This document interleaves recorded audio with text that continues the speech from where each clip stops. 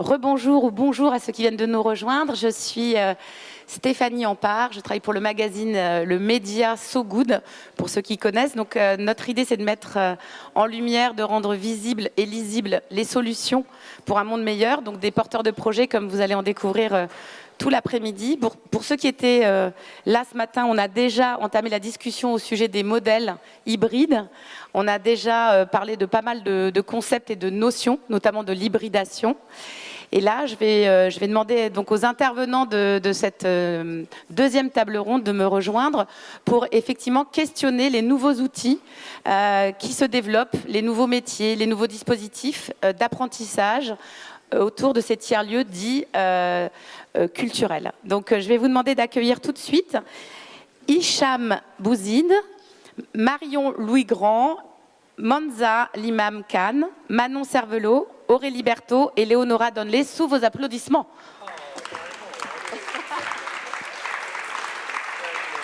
Non, il n'y a pas de plus par là. Soyez pas trop loin. Ah bah si, il faut quelqu'un au milieu. Alors on va essayer de faire une table ronde dynamique, si tout le monde n'a pas eu son café. On va accueillir les retardataires. Et on va tout de suite, effectivement, questionner ces territoires qui sont à la fois des territoires d'action culturelle, mais aussi, donc, comme je le disais, d'ingénierie pédagogique, d'innovation éducative. Et je laisse donc boire Hicham son premier verre d'eau, car c'est à lui que je vais passer la parole. Alors Hicham, pendant qu'il boit son verre d'eau, il est artiste, mais il est surtout directeur artistique et commissaire d'exposition d'une plateforme, enfin je ne sais pas comment on va le définir, on va essayer de trouver ça ensemble, qui s'appelle Think Tanger. Donc il nous vient du Maroc, mais là il vient de passer quand même un petit peu de temps à Marseille en résidence à la Friche. Alors la première question justement, Hicham, qu'est-ce que Think Tanger? Puisqu'en fait c'est beaucoup de choses et en même temps c'est très précis, Think Tanger. Est-ce que tu peux nous rappeler la genèse de ce projet qui existe maintenant depuis quelque temps, donc oui. Je te laisse nous parler et nous explorer, enfin nous expliquer pour explorer ce projet. Merci beaucoup, merci pour cette opportunité. Think Tanger, c'est un projet qui est né il y a presque 7 ans maintenant, qui est né à partir de plusieurs questionnements, mais d'une question précise, c'est qui est une question finalement très simple. Qui est celle de qu'est-ce qui se passe aujourd'hui à Tanger, dans notre territoire. Parce que je ne vais pas m'étaler énormément là-dessus, mais Tanger a entamé une énorme reconfiguration urbaine les 20 dernières années et c'est passé d'une statut d'une petite ville limite portuaire, touristique du nord du Maroc à une métropole, qui est la deuxième métropole aujourd'hui du Maroc après celle de Casablanca. Et donc on a assisté les 20 dernières années, mais surtout les 10 dernières années où il y a eu vraiment énormément d'investissements, de changements, de reconfiguration sur le plan industriel, économique, etc. que en fait on voyait la ville changer autour de nous au quotidien. C'est-à-dire on entendait limite les marteaux-piqueurs tous les jours sur les grandes artères de la ville. Sauf que au milieu de ces grands chantiers, il n'y avait aucune place pour que des jeunes ou des moins jeunes ou des citoyens, des activistes, des habitants de la ville, du moins sachent ce qui se passe dans leur propre ville. Et en fait, on s'est confronté directement à la question de l'information et de comment on peut accéder en fait, juste à savoir ce qui se passe dans la ville. Donc au début, Think Tanger, c'est parti en fait de là. Donc c'est cofondé par moi-même et par ma collègue Amina Mouride, qui n'est plus impliquée directement sur la plateforme à Tanger, mais qui est encore dans la réflexion. Tous les deux parcours différents, moi dans les arts visuels, art contemporain, elle en sciences politiques. Et donc l'idée c'était comment on peut ramener autour de nous des gens de différents milieux, des artistes, des chercheurs, des designers, des activistes, pour pouvoir nous-mêmes finalement poser notre propre vision sur ce que c'est la ville. Et donc aujourd'hui, après 7 ans d'exercice à Tanger et ailleurs, d'ailleurs pas que à Tanger, on peut dire que Think Tanger est une plateforme culturelle qui travaille sur les questions donc, des mutations urbaines, mais surtout sur l'expérience personnelle et individuelle des gens et comment ils vivent cette transition urbaine. Comment on fait ça concrètement? C'est à travers un programme qui est vraiment large et varié. On a tout un cycle, ça fonctionne en fait comme un centre d'art. On a un cycle de rencontres, de conférences, de débats avec des artistes, des chercheurs, des gens qui travaillent dans la ville. Et on essaie de créer une sorte de plateforme dans la ville dans laquelle on peut faire débattre tous ces différents profils et on peut créer en fait une discussion sur la dynamique de la ville. Ça, c'est un programme. On a tout un programme des résidences d'artistes. Et donc, on en discutait aussi avec Jeanne Barret sur la question de la résidence et l'importance pour nous d'avoir une résidence d'artiste. C'est pas forcément se focaliser sur le travail d'artiste dans le sens où on va inviter des artistes qui travaillent aussi sur ces questions qui sont portées sur les réflexions urbaines, plus précisément, parce que ça doit nourrir notre plateforme aussi. Donc, on organise suite à ça des open studios et des expositions. Tout un programme qu'on a lancé il y a, on va dire, 5 ans maintenant, qui est devenu vraiment notre point fort, je pense, de la plateforme, et plutôt où on était vraiment dans l'innovation sociale. Et ça, c'est les laboratoires urbains. Alors, ce mot est utilisé au tort et à travers, au long et au large. Et ce que nous, on veut dire par le laboratoire urbain, c'est vraiment le moment où on réunit toutes les composantes de Think Tanger aujourd'hui, tous ceux qui font partie de la plateforme, donc les associations du quartier, les habitants d'un certain quartier précis, parce que en fait, on s'est dit, on ne peut pas penser la ville, on ne peut pas se poser ce statement de Think Tanger si on le fait à partir d'un point de vue qui est celui du centre-ville, là où en fait on habite et on pratique, on a notre atelier au centre-ville, qui a un espace déjà un peu privilégié, où il y a, bon, pas énormément non plus, hein, mais bon, il y a quelques cinémas, il y a des librairies, il y a des espaces culturels, il y a des espaces de vie, et une fois on sort de ce centre, il n'y a plus rien. Et donc comment on peut, en fait on avait besoin, pour comprendre Tanger, de sortir de ce cancan qu'est le centre-ville. Et c'est de là où l'idée des laboratoires urbains s'est imposée à nous. Et on fait ça, évidemment pas tout seul, mais c'est un long travail, un long processus qu'on a mis en place, avec une association qui s'appelle l'Association Temkin pour le développement humain et communautaire, qui, eux, travaillent sur la question du développement créatif chez les individus. Et tout un quartier, ça a commencé donc, il y a 5 ans avec un seul petit quartier qui est un quartier à Tanger très, on va dire, stigmatisé, Et donc l'idée, c'était de travailler avec toutes ces composantes pour travailler sur l'imaginaire du quartier, pour travailler sur comment cette communauté-là, comment ces jeunes-là qui sont stigmatisés, qui sont mis à l'écart des politiques publiques, comment ils peuvent aussi en fait, ils ont un avis sur la ville, ils ont leur propre opinion sur la ville. Mais comment, avec nos moyens, on peut trouver un piédestal, vraiment une collaboration, une co-création d'un projet pour que ces idées soient entendues et soient finalement amplifiées. Donc notre rôle dans cette configuration-là plus précisément, ce n'est pas de venir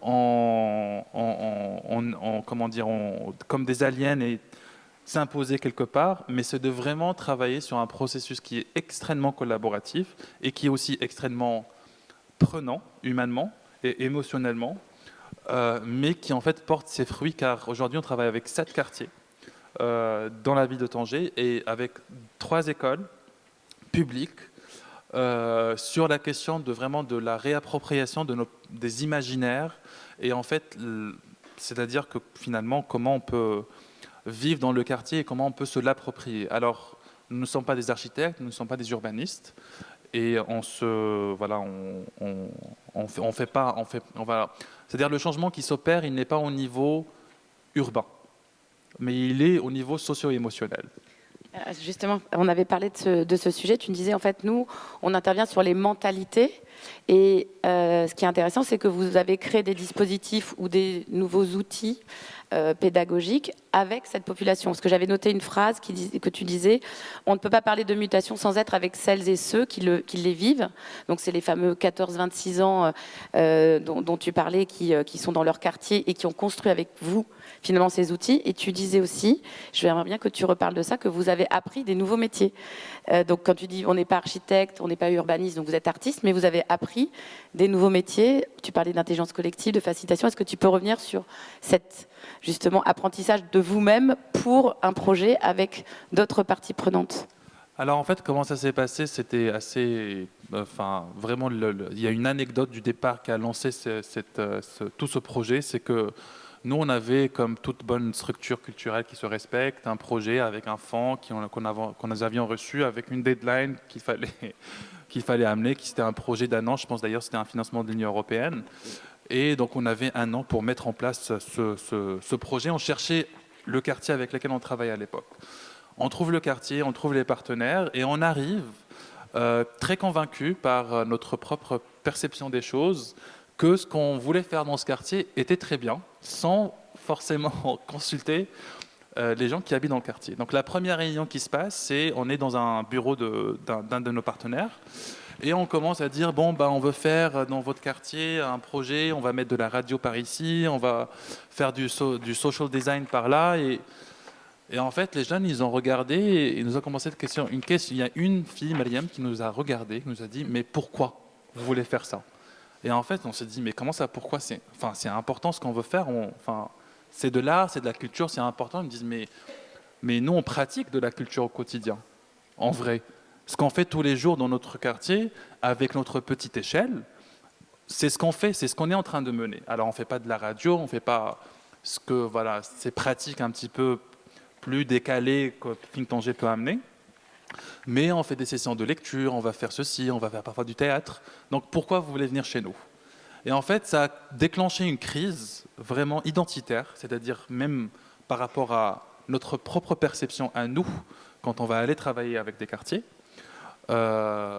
Et c'est de là où tout le processus est enclenché. Ça veut dire qu'en fait, c'est à partir de ce moment où on a été un peu remis à notre place, où on s'est dit, en fait, il y a tout à refaire. Après, je vraiment tiens à le dire, ce travail a été mené on était un groupe de on était une trentaine de personnes. Et il y a une régularité qui était assez pointue, c'est-à-dire pendant un an, donc c'était la durée du projet sur lequel on devait, à la fin de l'année, on devait remettre les rapports avec les ateliers sans fini, tout va bien. Et en fait, on s'est retrouvé avec un an que de la discussion, et que de l'échange, et que d'un effet de mirroring, donc de miroir, un effet de miroir, quoi, où on est passé par un processus d'innovation sociale, et dans ce sens, c'est-à-dire que on s'est mis dans la peau des uns et des autres. On a réfléchi à des projets. On était d'accord sur des questions, on était en désaccord, mais ça nous a permis en fait d'installer un socle de confiance qui nous a permis d'opérer ensuite vraiment pour le coup de la magie, dans le sens où ça a été émotionnellement très prenant et très important. Et pour répondre à ta question, ce qu'on a appris à travers ça, c'est plusieurs choses. Ça veut dire en fait cette expérience, aujourd'hui on essaye de la canaliser, ne pas la rendre en méthodologie, parce que c'est ça le risque aussi, parce qu'en fait il faut savoir ça c'est des rapports humains. Et donc, ça veut dire que par définition, c'est des choses qui sont emmenées à évoluer et que les contextes sont tellement différents qu'on ne peut pas juste prendre cette expérience d'un quartier et la transposer sur un autre quartier. Mais on essaye aujourd'hui d'en sortir avec ce qu'on a pu faire les 5 dernières années sur ce laboratoire urbain. On essaye d'avoir une sorte de charte ou de grande ligne sur laquelle on est toujours en train de travailler, du how to, comment faire. Mais pas comment faire d'une manière didactique, mais comment travailler d'une manière émotionnellement intelligente quand il s'agit de travailler dans des groupes qui sont éloignés des politiques publiques et dans les quartiers entre guillemets périphériques. D'ailleurs, et je vais finir vraiment sur ça, mais il y a la question de la sémantique qui est très importante. dans ce projet-là, parce qu'on va remplir des appels à projets, on va parler de population cible, on va parler de... voilà, il y a une sémantique de... Enfin, je ne saurais pas comment vraiment la définir, mais un peu misérabiliste, malheureusement, qui est complètement en désaccord avec nos principes et avec ce qu'on... Finalement, avec la manière avec laquelle nous, on pratique le terrain. Et en fait, on a été, à travers ce projet, mis en crise, finalement, par rapport à... Quand je parlais des crises identitaires, c'est vraiment ce moment où, en fait, tout ça, ça a été challengé. Justement, j'allais te rechallenger sur un mot dont on a parlé qui était l'impact, et on en parlera dans la prochaine table ronde, et tu m'as dit non, pas impact, tu m'as dit nous, on fait de la résonance. Est-ce que tu peux définir ça, et notamment par rapport à ce qu'on a entendu ce matin avec Raphaël et Sylvia, qui parlaient un peu de l'étude où il y avait du pair à pair, où il y avait de la co-création dans tout ce qu'ils avaient pu voir dans plusieurs pays.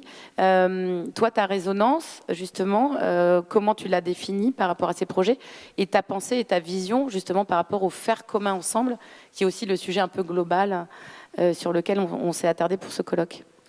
En fait, c'est exactement ce que je disais, c'est par rapport à toute la sémantique aujourd'hui devenue un peu normale dans nos procédures, parce qu'on est tous confrontés à des appels à projets, à écrire. Donc, cette terminologie-là n'est pas créée par les instituts culturels, on va dire, ou les institutions culturelles, pardon. C'est une terminologie qui est créée par des forces politiques, etc., qui font que, voilà, il y a déjà une distance avec la société qui fait qu'on va parler on va parler de chiffres, on va parler de personnes cibles, on va parler de... Et en vrai, nous, on parle de résonance parce que je pense que la façon avec laquelle... on ne sent pas qu'il y a un impact, c'est-à-dire qu'il n'y a pas, on ne peut pas définir, nous, notre impact. Et c'est ça le malaise qu'il y a par rapport à ça. Si on nous parle de c'est quoi l'impact de Think Tanger aujourd'hui, on va vous regarder en mode on ne sait pas c'est quoi notre impact. Après, on sait qu'on a une résonance dans la ville. Et ça, en fait, c'est vraiment le mot qui se définit par lui-même. Ça veut dire qu'aujourd'hui, Think Tanger a réussi à avoir une réverbération sur différents niveaux et sur différents quartiers. Et d'ailleurs, je ne veux pas qu'on définisse Think Tanger juste à travers les projets du quartier, parce que c'est beaucoup plus complexe que ça. Et c'est aussi l'idée de comment on peut ouvrir en fait ces questions de travailler avec les communautés, travailler sur un champ qui est beaucoup plus large, qui en fait va bénéficier de tout le monde. Ça veut dire qu'on va sortir les communautés de la zone communautaire, justement, parce qu'on les enferme trop dans un cadre assez précis, assez particulier. Et on va remettre ça en relief avec le secteur académique, avec le secteur politique, avec le secteur, j'espère, à un moment donné, vraiment aussi de la société civile, mais ça, c'est dès le départ, mais aussi avec la dynamique de la ville et avec les travailleurs de la ville. Et donc, la résonance, dans ce sens-là, elle doit résonner dans tous ces champs. Et ce n'est pas un impact qui est précis juste sur un moment précis. Merci. Du coup, on va reparler un peu des dispositifs d'apprentissage et d'éducation et de pédagogie innovante. Mais je vais donner tout de suite la parole à... Déjà, merci. Vous pouvez aussi applaudir Hicham.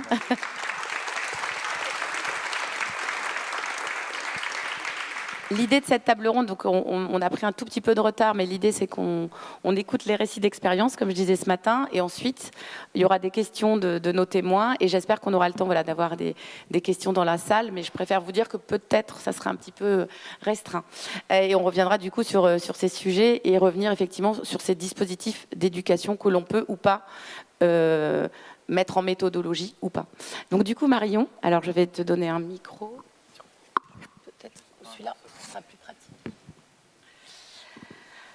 Marion Louis-Grand, fondatrice et directrice de Care Chosan, au Sénégal. Alors, Kertiosan, ça veut dire quoi? Et surtout, Marion, tu as une grande histoire avec Kertiosan.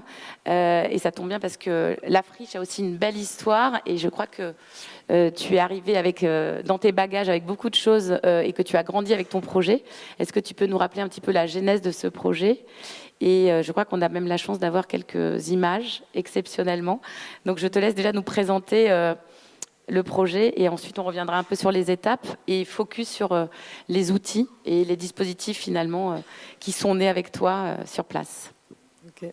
Bonjour à tous. Merci Alban, merci le campus AF2 pour l'invitation. Merci hier pour les lieux qui nous ont fait visiter leur projet.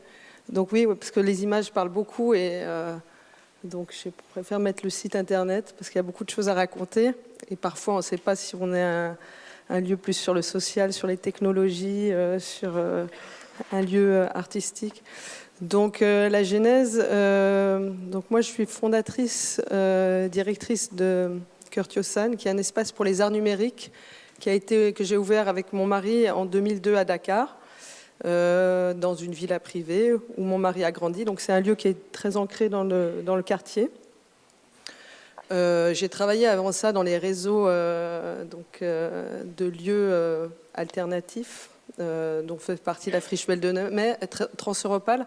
Je travaillais à main d'œuvre sur un réseau qui s'appelait Transeuropal et où j'étais déjà sur la réflexion de coopération avec Fazette Bordage Nord-Sud, on va dire. J'ai vu Vincent qui est là. Donc c'était ce matin toute la présentation de Fabrice ou Marilyn. En fait, je connais un peu tous ces acteurs qui sont toujours présents sur le paysage. Doualart, Simon Djami, tous ces gens-là, qui sont tous... Finalement, on rejoint tous le même combat, hein, c'est tout ça. Moi, le projet, il est né que... je suivais avec l'Institut français tous ces lieux hors des instituts culturels étrangers officiels, toutes ces initiatives des artistes qui sont retournés dans leur pays africain, qui sont venus ici étudier et monter leurs espaces parce que c'était un besoin, comme disait ce matin Alioune, voilà. Mais à Dakar, il y avait déjà beaucoup de choses, une biennale de la danse, la biennale, beaucoup de choses, biennale d'art contemporain, mais en termes d'art numérique, il n'y avait pas grand-chose.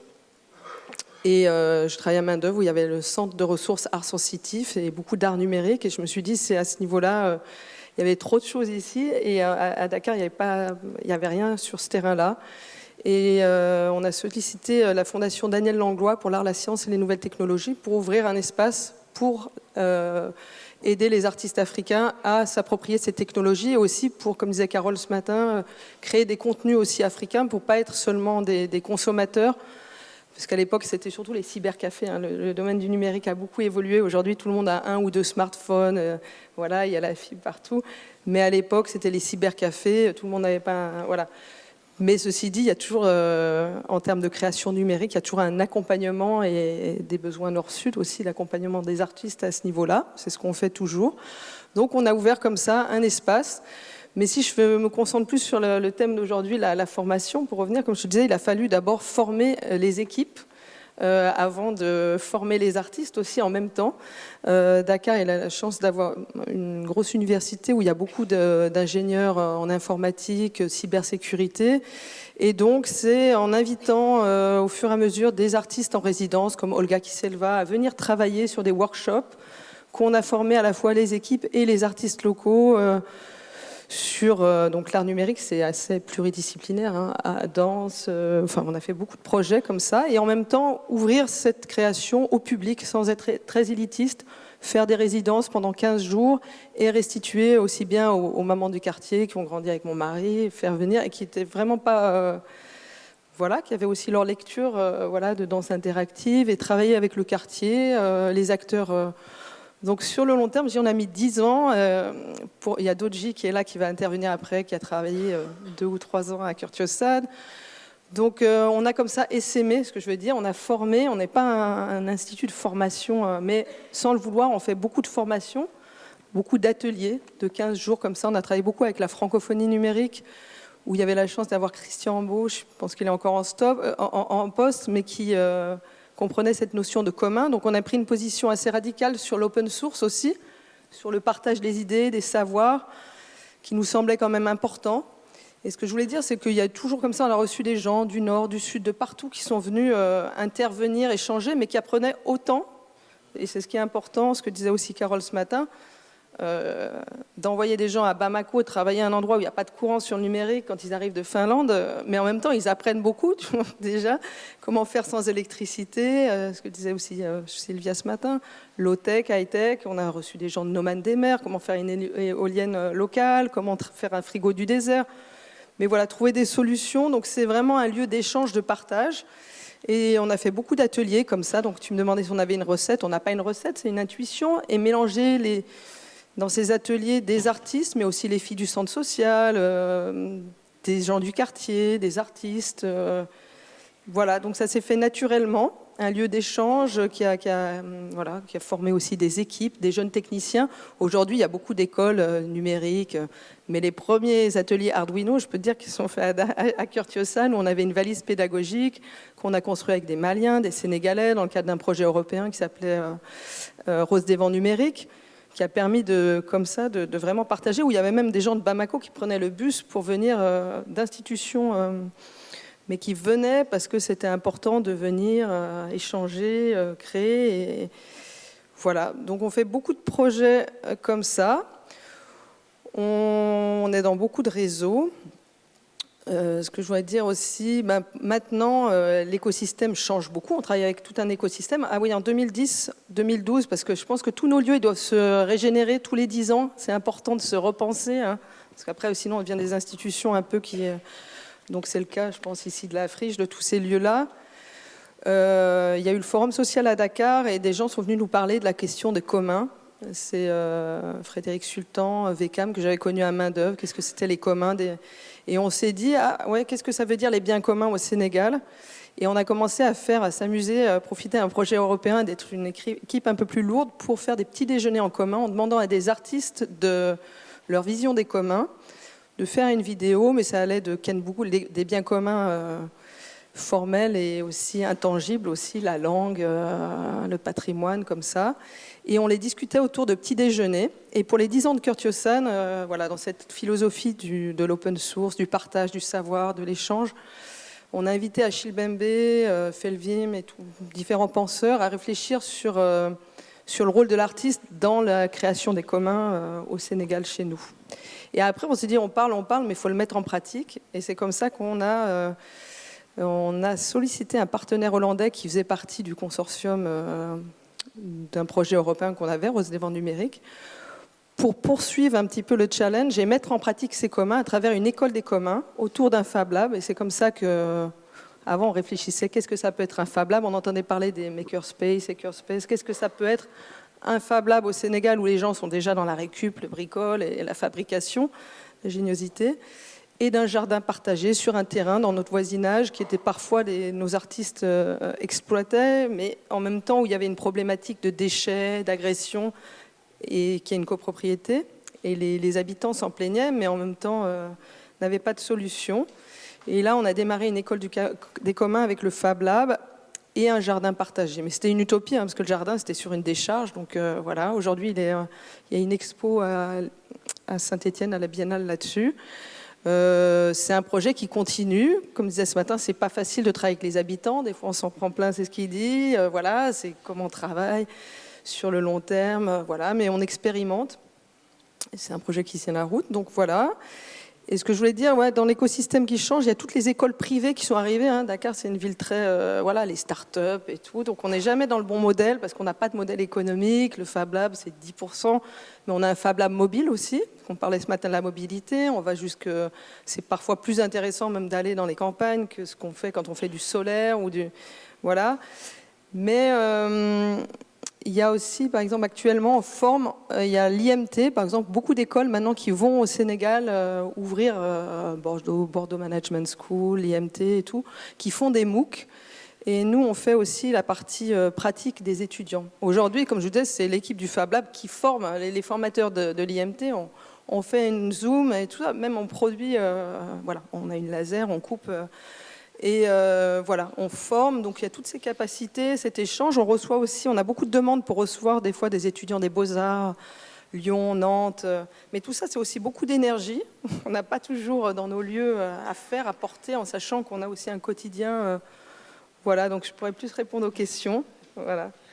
C'est déjà superbe, tous ces dispositifs, très inspirants aussi pour nous tous. Et on a parlé donc de pair à pair, et tu disais aussi que forcément tu as grandi avec le projet, parce que quand je t'avais demandé déjà si il y avait des méthodologies et des dispositifs, est-ce que vous aviez documenté tout ça, et tu m'avais dit pas forcément, puisqu'en fait on a eu des opportunités, on a répondu à des appels d'offres. Et est-ce que de ta vision quand même depuis 2002, donc 20 ans, c'est ça?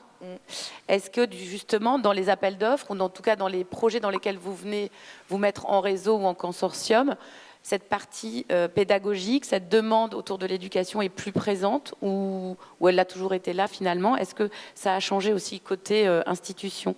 Est-ce que vous avez l'impression de répondre à des projets où finalement après il se passe des choses et donc le Fab Lab arrive et c'était une utopie comme tu dis, ou est-ce que dès le départ vous pensez éducation, vous pensez dispositif et ingénierie pédagogique avec ingénierie de projet? Non, mais moi je ne veux pas penser des projets par rapport à des appels, déjà non, j'en essaie de pas en prendre trop. Et comme j'ai expliqué hier, on essaie même de changer la relation au bailleur.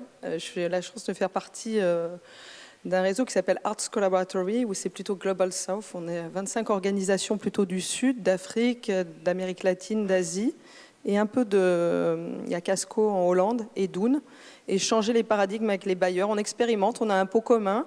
On avait autrefois chacun 50 000 € toutes ces organisations. Maintenant, on n'a plus de fonctionnement, mais on a un pot commun. On essaie qu'on peut mobiliser quand on veut faire des projets ensemble. On a des working groups. Donc non, après les enfants, Doji a participé, on avait fait avec un fonds orange chez Ranta Diop Fab Academy, où on allait dans les écoles. On le fait naturellement parce que c'est le public. D'ailleurs, voilà, aussi je parle le jardin, on a fait tout ce jardin. Après on a fait un autre jardin sur la permaculture avec les femmes. Mais il y a toujours la question de la gouvernance, et on s'est dit, oula, il y a des échecs là en termes de gouvernance, même avec les femmes, où c'est toujours, il y a une hiérarchie, et c'est avec les enfants qu'il faut travailler, ce que disait tout le monde.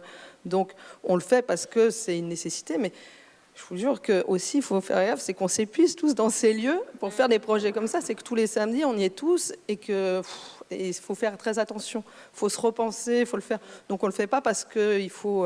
et c'est un peu le danger, je dirais, des Fab Labs, parce qu'aujourd'hui tout le monde peut faire un Fab Lab. Même pour moi, les modèles des Fab Labs sont dépassés. Il y a des modèles pour travailler avec les artisans, je vois vraiment... moi, voilà. Mais il faut prendre le temps de se repenser, travailler avec les artisans, les populations, croiser. Mais on le fait parce qu'on sent qu'il y a des besoins. Voilà. Mais... voilà. Merci. On a la chance, je fais une petite aparté là-dessus, mais ici à Marseille, il y a Marseille Solutions, pour ceux qui connaissent, qui effectivement ont la même démarche, c'est-à-dire qu'ils partent d'une problématique qu'eux-mêmes ont identifiée pour aller créer après le bon consortium et n'attendent pas justement forcément des appels, pas toujours en tout cas. Donc c'est intéressant d'avoir mis le doigt là-dessus. Et tu avais noté j'avais noté que tu avais dit quelque chose qui m'avait marqué. Tu as dit: on le fait par la force des choses. Et ça, je trouve que quand on dit ça, ça veut bien dire que ce projet, effectivement, tu l'as porté avec toutes tes équipes. Je le porte, mais c'est tout le monde. Actuellement, on travaille beaucoup sur les questions de plastique, recyclage, ouais, des fois, ouais, voilà. Mais aujourd'hui, on démarre le festival. Enfin, on a démarré le festival Afropixel actuellement. Donc oui, tout le monde est... Voilà, je ne suis pas seule, c'est beaucoup de monde aussi. Donc, voilà. Alors, merci pour ça. On va revenir après sur ces sujets. Notre troisième intervenant, merci.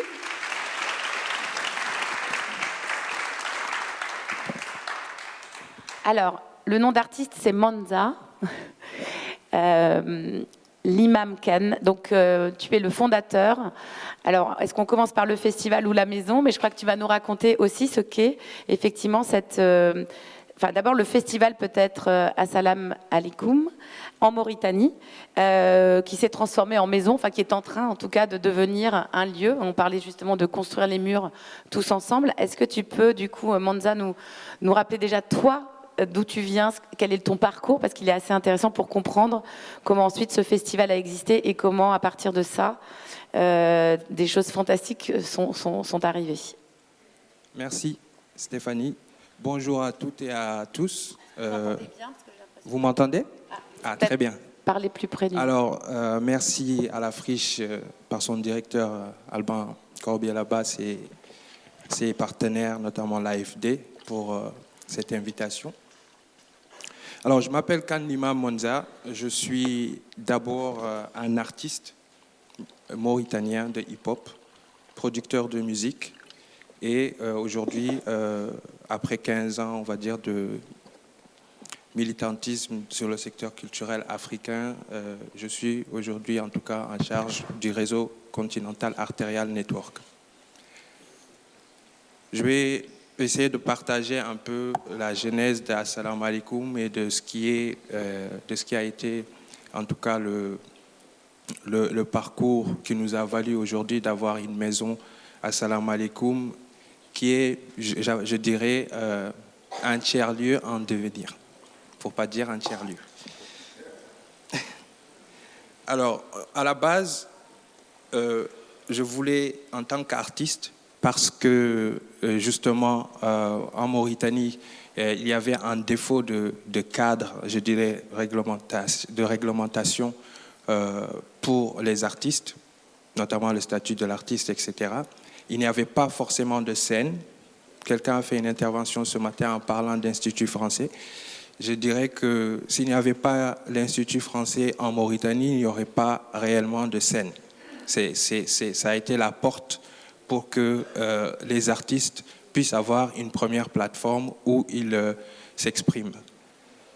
Et c'est là où j'ai fait mes classes, un peu, en tâtonnant, on va dire, apprenant à faire de la lumière au début, à côté d'être artiste en résidence, pour finalement bénéficier, on va dire, d'une opportunité de pouvoir faire une résidence en France.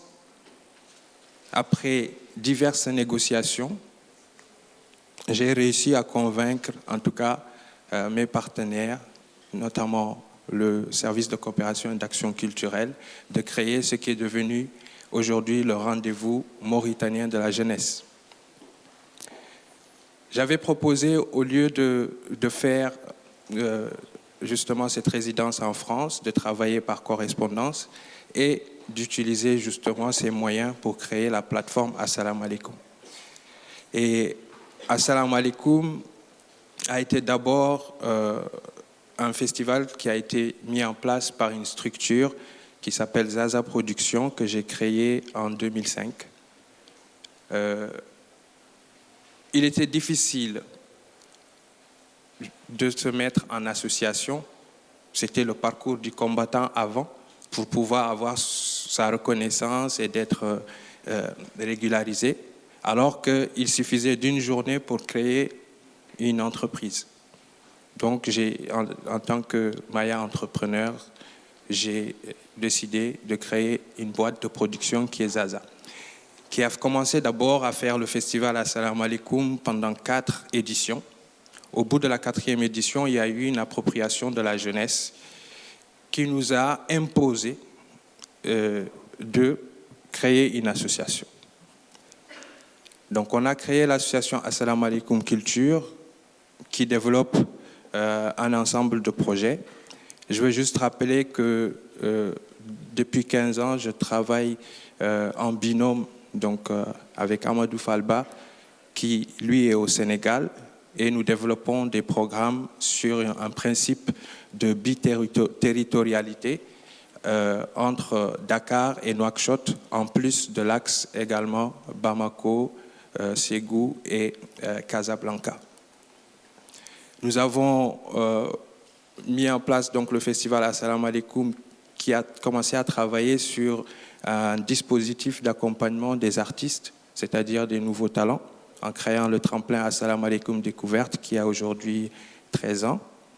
Au-delà de ça, parlant donc de l'action culturelle, elle commence d'abord par une réponse à nos préoccupations. Parce que en ayant la plateforme justement qui réunit aujourd'hui la jeunesse mauritanienne, l'interpellation de la jeunesse est devenue le moteur de notre action culturelle. Excusez-moi. Alors, je vais juste dire un proverbe qui dit « Ce que l'homme ne veut pas apprendre par sagesse, il l'apprendra par la souffrance. » Lorsque l'on est témoin donc d'une indifférence et qu'on ne s'interpose pas, c'est qu'on prend parti. Et cette indifférence, elle repose par exemple sur un service public qui est inopérant, qui n'est pas un manque de volonté.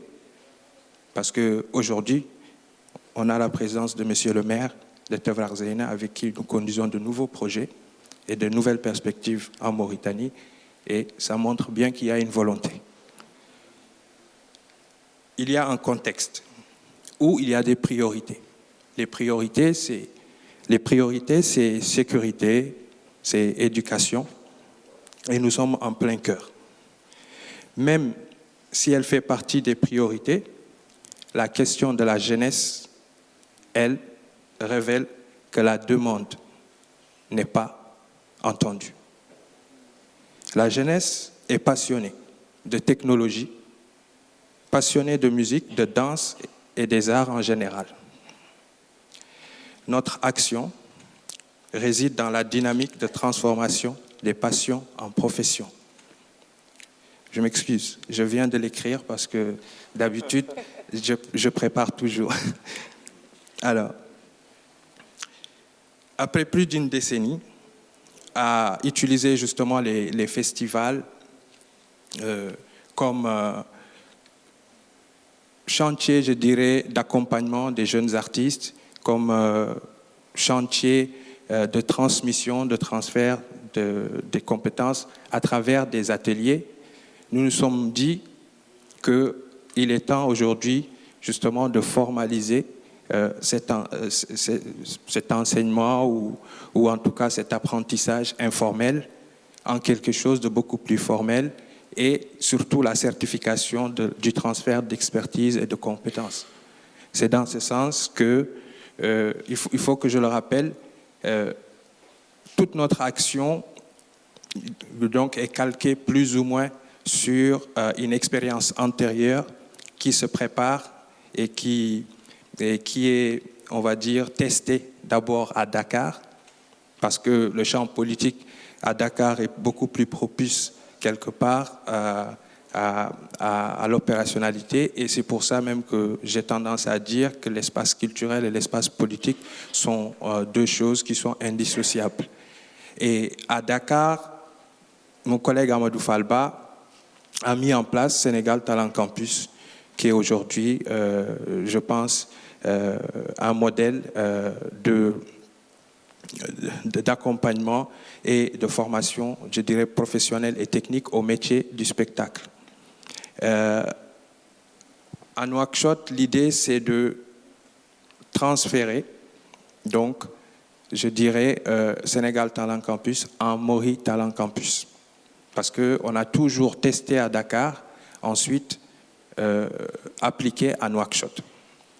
Et du coup, Dakar est devenu aussi un laboratoire, je dirais, d'apprentissage des erreurs et des échecs pour les corriger à Nouakchott. Alors, je vais ouvrir encore une parenthèse sur la question de combien ça coûte, comment ça se fait, etc., comment on le finance. Il y a deux types, je dirais, de financement. Il y a d'abord le financement à travers donc, les appels à candidature, les appels à projets, à travers les subventions. Par exemple, aujourd'hui, on travaille sur des programmes et plus sur des projets ponctuels. On travaille par exemple sur le programme Passeport Jeunesse, qui est un programme qui est soutenu par le dispositif Accès Culture, et également un autre qui s'appelle Sahel Connect, qui lui a un focus sur les femmes. Parlant de femmes, au-delà du festival Assalamu Alaikum, nous faisons également un festival porté par les femmes d'Assalamu Alaikum. C'est comme ça que je peux le dire, parce que Assalamu Alaikum, entre guillemets, c'est donc 560 membres, avec une implantation à Nouakchott, avec un comité de pilotage qui est élu par un comité directeur de 11 personnes, qui sont, eux, des points focaux implantés dans 11 villes de Mauritanie. Et donc, au-delà du festival Women Independence Festival, il y a un type d'action que nous faisons et qui sont, je dirais, des services que nous offrons en tant qu'entreprise. Entre guillemets, j'ai parlé de Zaza Production au départ, pour parler un peu du modèle. Zaza Production, c'est une entreprise qui, elle, offre des services et qui réinjecte, on va dire, les recettes dans les projets de l'association. Je peux parler également donc aujourd'hui de ce qui est notre programme phare, qui est Heya Nouakchott, donc Tavrak Zena, ville créative, qui est entre guillemets en compétition actuellement sur le prix international, donc CG élu des villes créatives, dans lesquelles nous essayons en tout cas de vulgariser aujourd'hui la question de la responsabilité de l'écologie organisationnelle, c'est-à-dire ce que nous faisons dans nos actions, comment ça impacte notre environnement et comment nous, on peut répondre à diminuer justement cet impact-là. C'est-à-dire en utilisant par exemple 9807 bouteilles de plastique qu'on transforme pour redéfinir ou remodéliser la tente traditionnelle mauritanienne, qui est devenue aujourd'hui un espace de dialogue intergénérationnel pour les femmes au niveau de notre lieu. Il y a également la transformation des pneus, parce qu'on travaille beaucoup sur l'interconnexion ou l'interconnectivité aussi des disciplines, en alliant rap et musique traditionnelle numérique. Entre guillemets, dans le cadre de la saison Africa 2020, on a essayé de formuler, on va dire, une offre culturelle en opposition au djihadisme, qui est donc les voix du Sahel, un opéra rap qui réunit des artistes de la sous-région.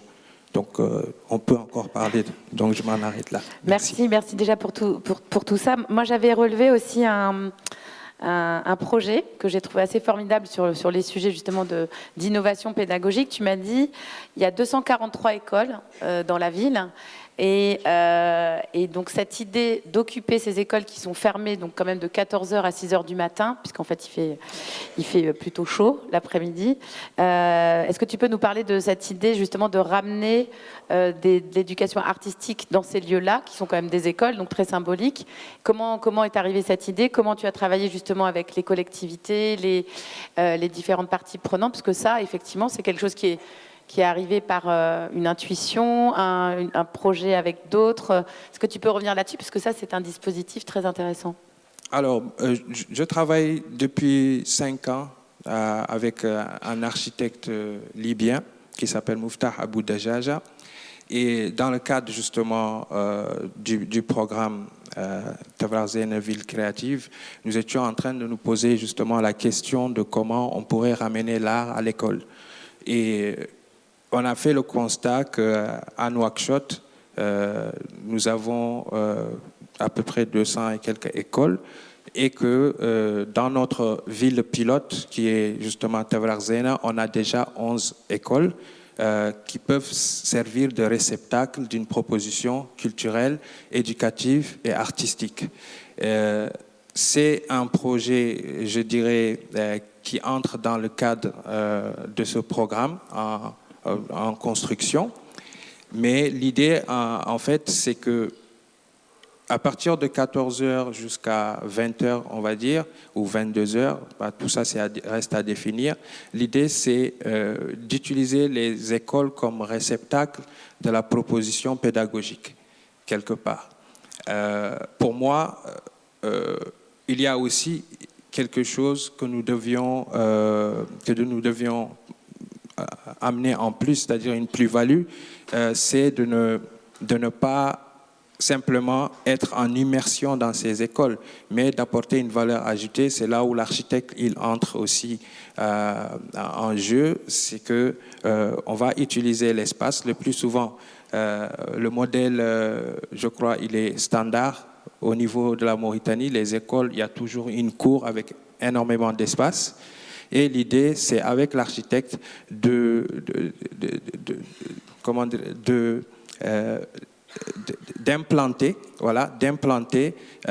une nouvelle bâtisse ou un nouveau bâtiment, toujours qui sera dans la logique, on va dire, donc du programme Assalamu Alaikum écologique, d'utiliser peut-être des bouteilles, du plastique ou peut-être, en tout cas, des objets recyclables mais réutilisables. Nous sommes en train de tester actuellement la transformation donc, des bouteilles de verre et de plastique en briques pour pouvoir créer des bâtiments colorés. Merci. Merci beaucoup, Manza. Merci.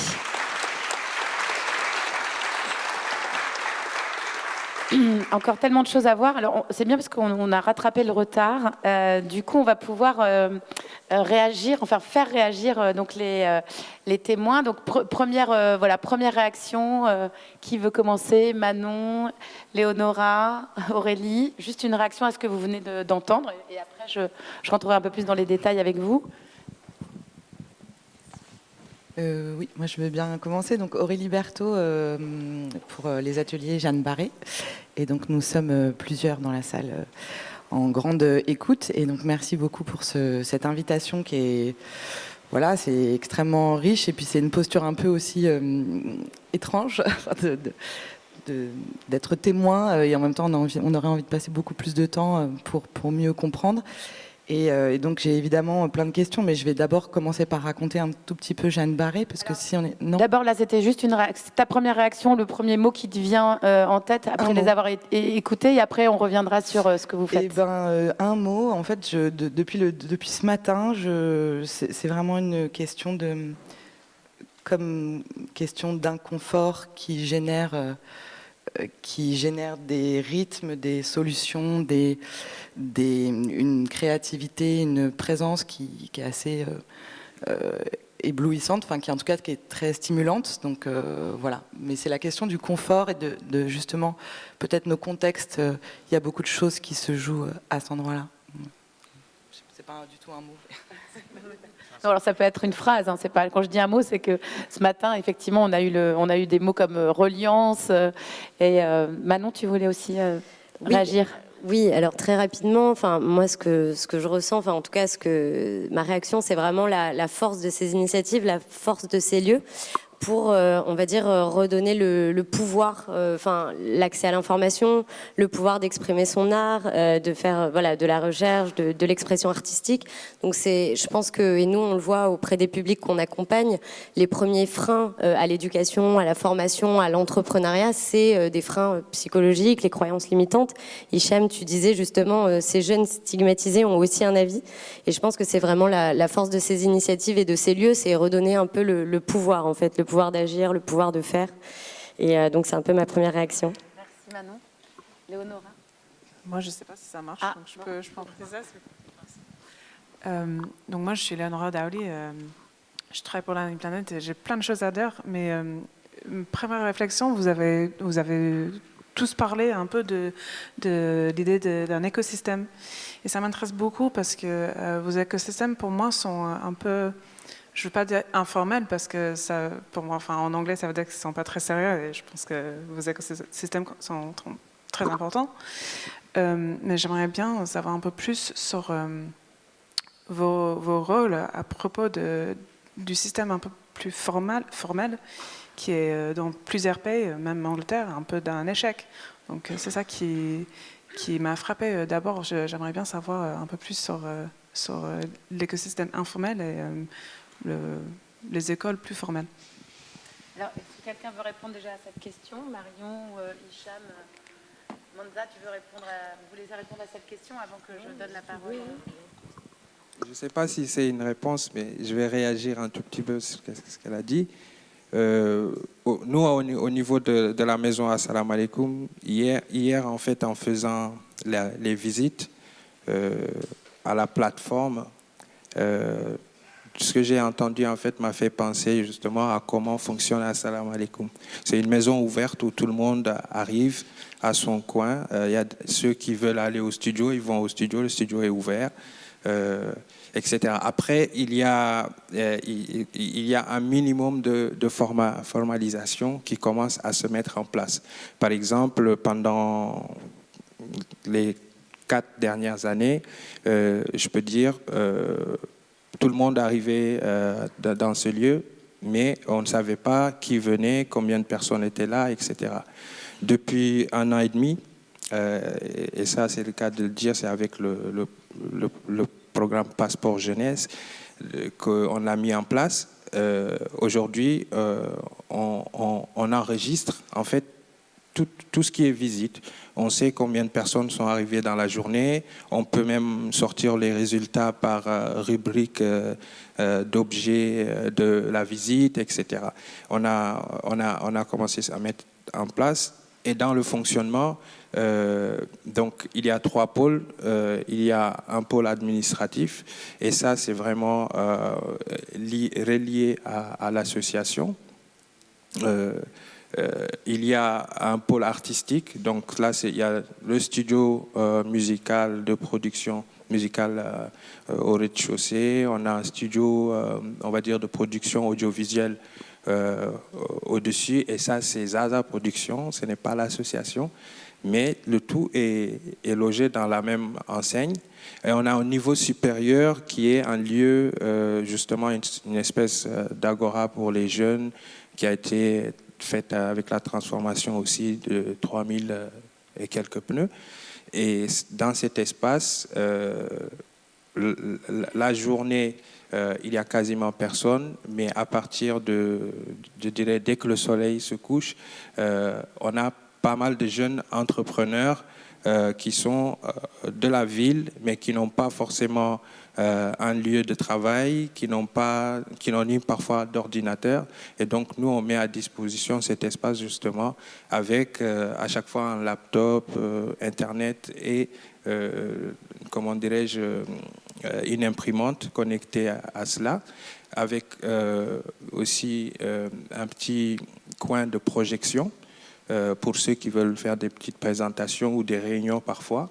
Et on a une capacité, je dirais, de 15, parce qu'il y a 15 postes pour l'instant. Voilà. Les écosystèmes, ça part déjà les artistes autour, les artistes, les collectifs, les makers, tous les étudiants aussi qui sont dans des écoles mais qui ont besoin d'autres lieux où ils vont apprendre différemment. Voilà, les habitants.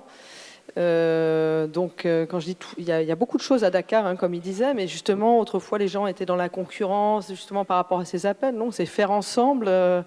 Et après, il y a les institutions qui, bien sûr, pêchent, mais comme disait Carole ce matin, on peut pas être. Parfois, on a l'impression même de les porter nous.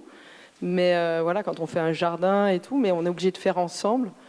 Nous, à Dakar, on arrive plus à collaborer avec la mairie de Dakar, avec lequel on a aidé à avoir le label Ville créative numérique. Et on fait ensemble, voilà, on est obligé de faire ensemble.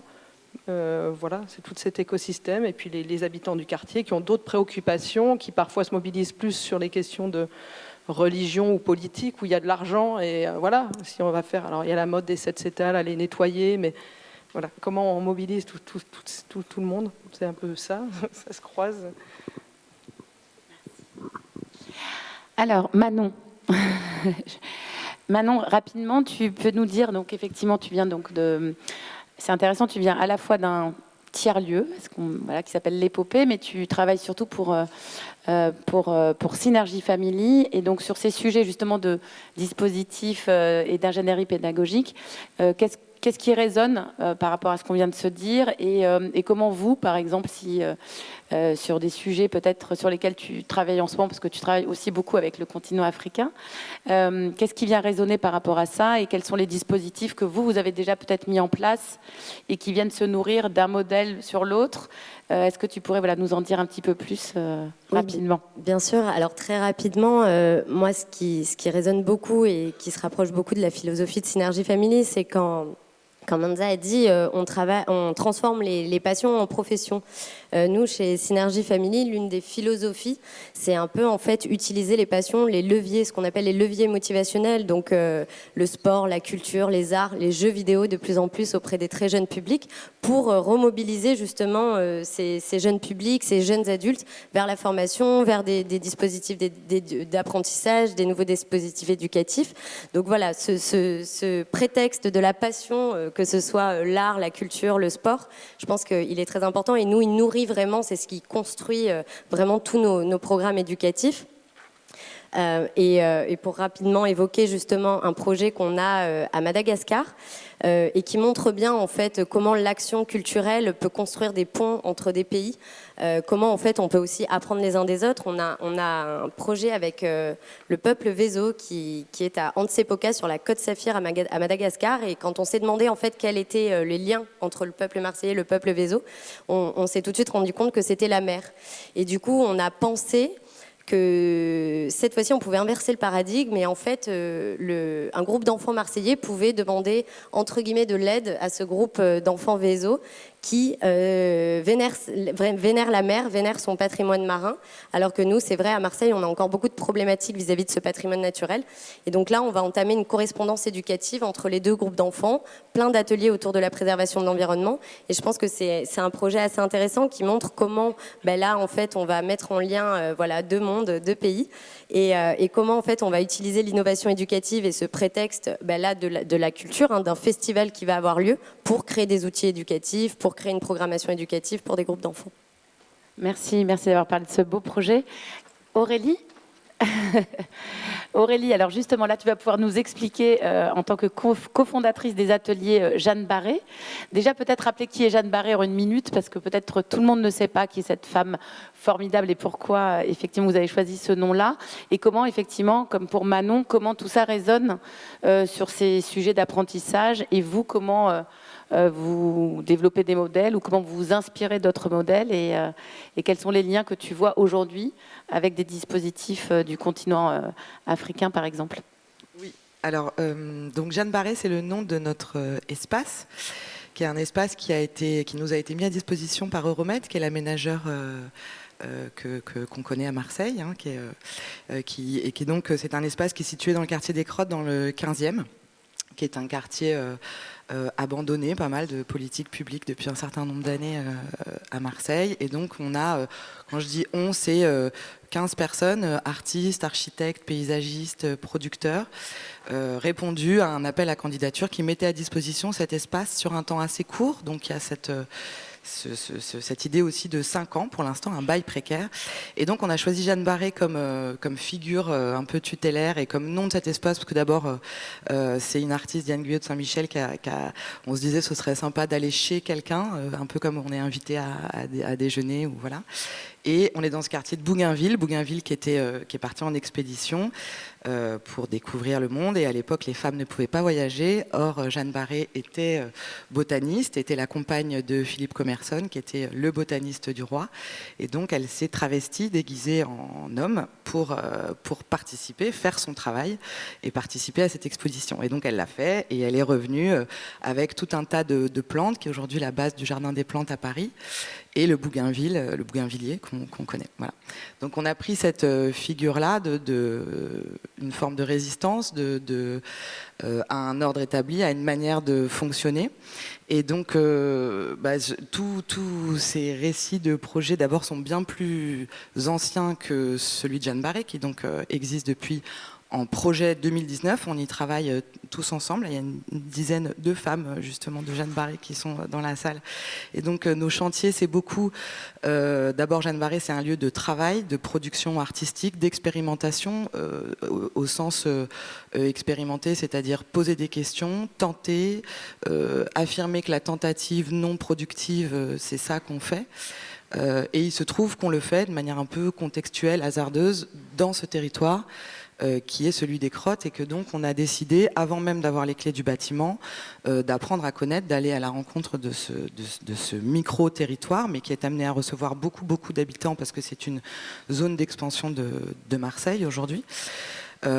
Et donc on a travaillé pour cela, et avec en premier lieu desquels Gwenaëlle Le Gall, qui est paysagiste, qui est une des copilotes, puisque nous sommes 15 copilotes du projet, à vraiment comprendre où on arrivait, aller à la rencontre des habitants, des écoles, des structures, de l'existant, avoir une attention à un existant. Et justement, donc, on a déjà commencé à échanger avec Hicham à ce propos, mais ce que je trouve particulièrement intelligent et fin dans la manière dont tu parles du projet Think Tanger, c'est justement cette idée de dire on arrive avec... nous, on a un travail à faire, hein, il y a des choses très précises, des artistes qui ont besoin d'ateliers pour travailler à Marseille, parce que ça, c'est l'enjeu contextuel de Marseille aujourd'hui, notamment. Mais on n'arrive pas non plus en ayant une parole ou l'idée, c'est d'être attentif à ce qui se passe ici, maintenant, à l'endroit où on se trouve aux Crottes, et voir comment, possiblement, il peut y avoir des rencontres individuelles, informelles, non programmées. Voilà. Et donc, j'avais dans le récit d'expérience, dans vos expériences, mais j'avais une question. Je trouve ça très intéressant quand tu dis, Hicham, que, en fait, peut-être le moment où vous avez été mis au travail vraiment, de manière assez inconfortable, je reprends cette espèce de terme qui est assez important pour nous aussi dans la manière dont on travaille, de rester attentif, en fait, d'être pas tombé dans une zone de confort. Ce matin, Carole disait, on dort pas, et en fait, peut-être que nous, par ailleurs, dans notre contexte français, il y a une certaine manière de s'endormir un peu. Donc, comment est-ce qu'on reste à l'affût? Comment est-ce qu'on se pose les bonnes questions? Comment est-ce que justement on crée, en termes de gouvernance peut-être, ou de structuration du travail, des garde-fous pour ne pas retomber dans des habitus ou dans des manières de faire, des méthodologies qui, à notre sens, sont peut-être précisément un des écueils principaux de ce que c'est faire action éducative dans un lieu culturel. Super question. Si tu veux bien, on y répondra juste après. Ça, je donne la parole à Léonora, parce que cette question, on l'avait déjà abordée avec Hicham, mais je pense que ça peut être intéressant que tu y répondes après, quand on est...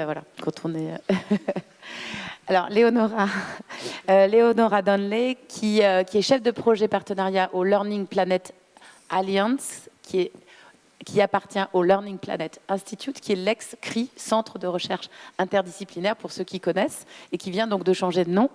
Léonora, est-ce que tu peux nous expliquer peut-être dans ton rôle notamment, et aussi par rapport à la position du Learning Planet Alliance, on parle de middle ground. Est-ce que tu peux en 2 minutes expliquer ce qu'est ce concept que moi je trouve assez formidable, et votre rôle justement, puisque tu parlais d'écosystème, et comment vous aussi vous travaillez avec les différents écosystèmes, et notamment puisque vous êtes vraiment pour le coup un centre d'ingénierie et d'innovation pédagogique. Donc si tu peux nous parler de ça.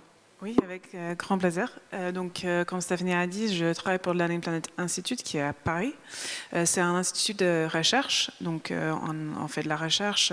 À l'époque, c'était en biologie, mais maintenant, c'est plutôt recherche en apprentissage et en learning sciences. Donc, on fait de la recherche, on fait de la formation, on a plein d'outils digitaux, enfin numériques, mais on a aussi créé un réseau, une alliance globale pour les gens qui agissent pour le futur de la planète. Donc, on travaille en éducation, mais pour le futur de la planète. Et on se dit qu'on est un middle ground, donc je ne sais pas comment le traduire en français, mais on peut dire qu'on est comme un jardin. Et le Learning Planet Alliance, nous sommes des jardiniers. Donc, on crée un espace pour tout le monde. Tout le monde peut venir, tout le monde peut arroser des fleurs, jouer au foot. C'est pas à nous de dire ce qu'ils vont faire, mais c'est notre rôle de créer un espace pour tout le monde. et je pense que, enfin, quand j'étais en train de vous écouter, je pense qu'il y avait beaucoup d'ingrédients un peu magiques. Et je pense qu'on a tout ça dans nos projets. On a tout ce côté art. Enfin, on a plein d'artistes dans cette middle ground. On a des gens qui font de la science aussi, des gens qui sont plutôt, enfin, je ne vais pas dire rationnels, mais scientifiques.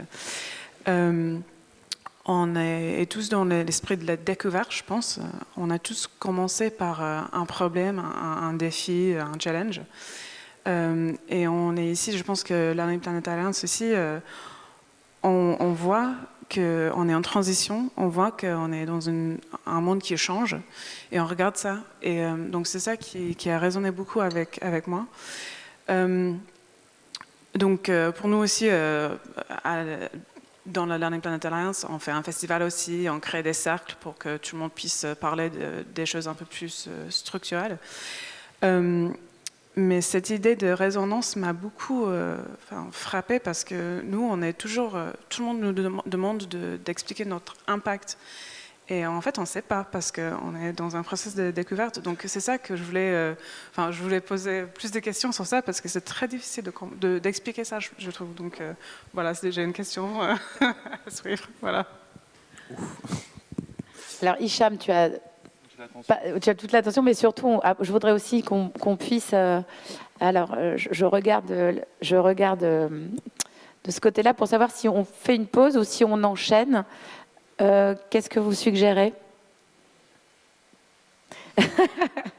Bon, personne ne veut se mouiller. Est-ce que si on enchaîne après, ça vous va? Et puis on fera peut-être une pause après la deuxième table ronde. D'accord, ok. Donc du coup, si c'est ok, du coup, donc on a le temps de poser du coup aussi des questions. Donc Hicham, je te laisse répondre. Alors là, il y a t'as 2 questions. Ensuite, je pourrais peut-être prendre une question de la salle, mais une vraie question, c'est-à-dire avec un point d'interrogation à la fin, parce que ce matin, on s'est un peu emballé. Et comme ça, on va pouvoir enchaîner. J'espère juste que tous les intervenants de la table 2 sont là, et puis je ferai un appel sinon. Donc Hicham, tu as 2 questions auxquelles tu dois répondre, celle d'Aurélie et celle de Léonora. Et ceux qui veulent faire une mini pause juste après, en tout cas, on va essayer d'enchaîner. Merci. Alors, il y a 2 questions qui, pour moi, résonance et inconfort, qui en fait finalement est informel aussi, qui pour moi baigne dans le même seau, bizarrement, parce que déjà, pour revenir à ta question, Aurélie, sur la question de l'inconfort, je pense que sincèrement, il faut faire un colloque sur la galère, mais littéralement. Parce que c'est quelque chose, d'ailleurs, souvent qu'on nommait des discours comme si c'était pas bien ou quelque chose qu'il fallait pas en parler, mais la galère est une vraie expérience. Et je pense qu'on est aussi tous bien situés pour pouvoir en parler. Et c'est à partir, et enfin la galère, pas d'ailleurs que dans le terme organisationnel ou de structurel, ou etc., mais enfin, on vit dans des contextes quand même qui ne nous facilitent pas la tâche du quotidien, malgré la bonne volonté dont tu as parlé. Nous aussi, dans le contexte de Tanger, il y a de la bonne volonté, mais à un moment donné, la bonne volonté n'est pas suffisante. On ne vit pas avec de la bonne volonté. Donc, on essaie de vivre avec autre chose et d'inventer d'autres choses. Et justement, l'informel est une réponse à ça. Ça veut dire que quand on travaille dans des cadres où il faut sortir où il y a le formel, c'est pas des systèmes défaillants, c'est des systèmes qui marchent très bien en fait, et qui existent pour faire fonctionner des sociétés de cette façon-là. Donc ce n'est pas une question de défaillance, ça dépend du point de vue où on le regarde. Et donc l'informel devient une nécessité. Ça veut dire devient vraiment un vrai, même pas un besoin, mais en fait l'informel est une technologie sociale, tout simplement. Ça veut dire c'est une façon dont la société s'organise pour répondre à des questions. Donc regarder l'informel d'une manière, on peut le regarder d'une manière négative, d'une manière, j'ai plus le mot, mais d'une péjoratif, merci. Mais en fait, l'informel, c'est une vraie technologie. C'est une vraie technologie sociale et une technologie dans le sens où, en fait, quand on met 2-3 personnes qui travaillent ensemble, on crée de la technologie sociale. Et donc, comment on peut regarder ces systèmes informels comme comme une potentialité de création et de créativité. Et donc, à partir de là, je pense que la question aussi de l'inconfort et de la galère dont je parlais tout à l'heure, l'informel répond à ça.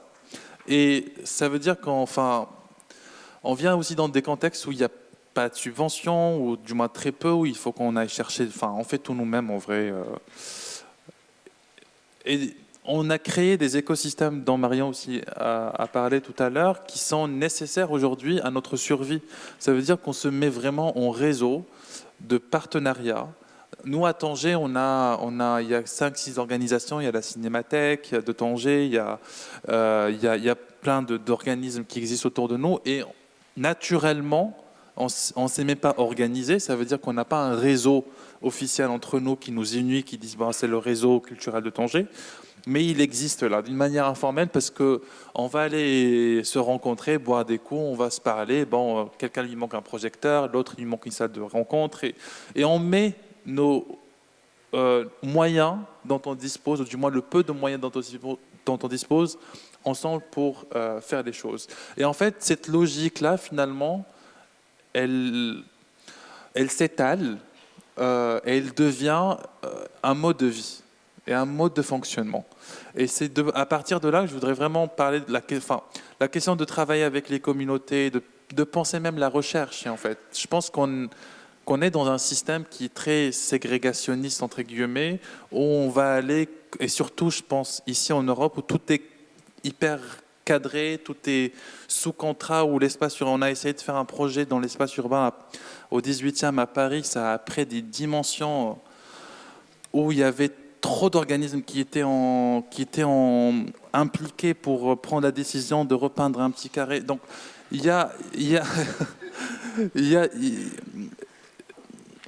l'informel, pour moi, je ne fais pas la propagande de l'informel, mais je pense qu'il faut qu'on regarde aujourd'hui, et si on veut parler des nouveaux outils de l'action culturelle et éducative en France et dans les Afriques, on a quelque chose qui est endogène, on a quelque chose qui culturellement qui a été là en fait, qui est la coopération, qui est le savoir écouter, le savoir parler, la question de la famille. Tout ça, ce sont des modèles qui existent en fait. On n'est pas en train d'inventer de l'eau chaude, c'est des choses qui sont là et qu'on a juste plus regardé à travers le temps, à cause de plusieurs raisons, la colonisation évidemment, il y a eu la rupture de nos modèles de fonctionnement a fait qu'aujourd'hui, enfin, je pense qu'il y a une nouvelle génération qui regarde ça d'une nouvelle manière et qu'on essaie de se réapproprier des choses qui existaient chez nous de manière plus contemporaine. Et je finirai juste sur un truc, c'est qu'il faut jamais... il faut qu'on essaie aussi de dépasser, et là je ne réponds plus à votre question, mais je dépasse le champ et je m'arrête là vraiment, c'est qu'on n'est pas un brick homogène. L'Afrique, c'est quelque chose, c'est un continent, c'est 54 pays, c'est énormément de diversité, le nord et le sud, même dans les intérieurs des pays. En fait, il faut parfois ramener de la complexité dans ces questions pour pouvoir vraiment parler de ces questions d'une manière beaucoup plus frontale, à mon avis.